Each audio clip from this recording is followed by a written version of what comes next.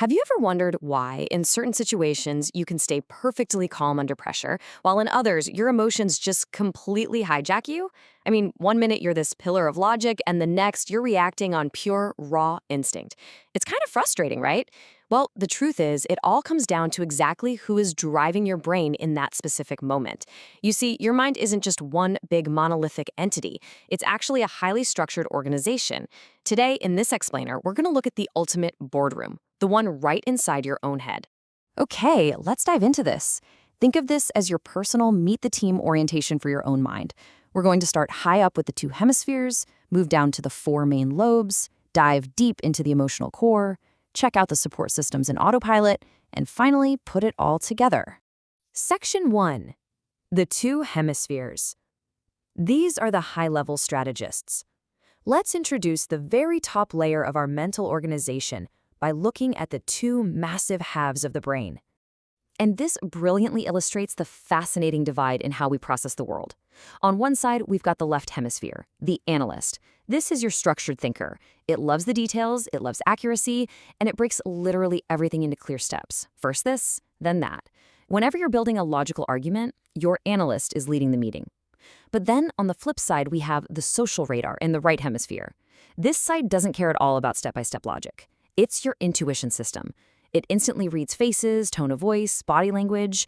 When you walk into a room and instantly feel the vibe without anyone saying a single word, that is your right hemisphere giving you the big picture. Moving right along to Section 2, the four main lobes. We're transitioning into the specific departments that make up those hemispheres, introducing the four main lobes as the brain's executive team. Reporting directly to our strategists are the specific departments of this executive team. First up, the parietal lobe. This tells you exactly where you are in space. In real life, when you instinctively dodge a flying object, that's your parietal lobe saving you. But interacting with the world also needs context, right? Which brings us to the temporal lobe, the meaning and memory center. Have you ever heard an old song and suddenly remembered a vivid moment from your past? Yep, that's the temporal lobe connecting those sounds directly to memories. And to make sense of what's right in front of us, we rely on the occipital lobe. It doesn't just let light in, it actually understands and interprets the visual data, so shapes and colors actually make sense to us. But the absolute most important member of this executive team is the frontal lobe. This is the CEO. This is your primary decision maker and self-control center. It's what stops impulsive reactions. Now, think about this for a second. A strong frontal lobe steps in and calmly says, "Think first." It makes you calm, confident, and composed. But when this frontal control is weak, you become highly impulsive, reactive, and easily triggered by everything around you. Section 3 of the emotional core, the primal staff.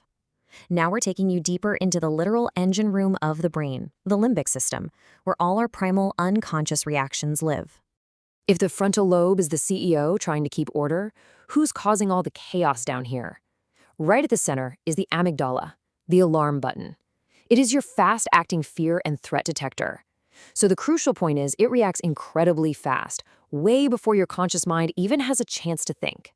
When you hear a loud bang and literally jump out of your seat before you even realize what the noise was, that's your amygdala hijacking the whole system to keep you safe. But that alarm system doesn't work alone. It's got an entire support crew. The hippocampus acts as the memory builder. It archives exactly who or what made you feel threatened. Then you've got the hypothalamus regulating your body. This is what spikes your heart rate and gives you those stress sweats. And the thalamus works as the gatekeeper, filtering out the background noise so you can focus entirely on the threat. So with all those alarms ringing and the stress sweat pouring, how do we ever get anything done? Well, that's where the Cingulate Gyrus steps in as the inner manager. When the pressure is really on and the alarms are blaring, this inner manager helps you handle that tension and stay calm in a tough conversation, instead of just snapping at your coworker. Section 4, support systems and the autopilot. Let's move on to the essential infrastructure, those background systems that keep this entire corporate structure alive and running smoothly. Every corporation needs solid infrastructure, right? The Brainstem is your life engine, running on 24/7 automation to keep you alive without you even having to think about it. Then you have the ventricles, which act as a physical cushion and deliver nutrients to the brain. And finally, the cerebellum, the smooth operator. This dictates your physical coordination. It's literally the difference between your body language looking natural and confident versus looking awkward and clumsy. Our infrastructure also relies on some major biological regulators. The pituitary gland is the boss of hormones, driving growth and energy. The septum and mammillary bodies link your motivation with specific memory recall. But I really want to emphasize the pineal gland, your sleep clock. Think about this real-world takeaway. Your pineal gland's sleep clock directly dictates your day. Good sleep means clear thinking. Poor sleep, that practically guarantees emotional instability before you even step out your front door. Now, what's really interesting about this slide is the corpus callosum. We call this the bridge because it physically connects the logical left hemisphere with the emotional right hemisphere. This bridge is the literal biological foundation of being trustworthy. Think about it. When it works perfectly, what you say matches exactly with how you feel. But when it doesn't, people will instinctively feel that something about you is just a bit off. So with all these complex systems firing off inside your head right this very second, I have to ask you a very direct question. Are you living on autopilot? Because biologically speaking, there is a specific department for that. It's called the basal ganglia, and it is quite literally the autopilot of your brain. It controls learned routines, habits, and repeated behaviors.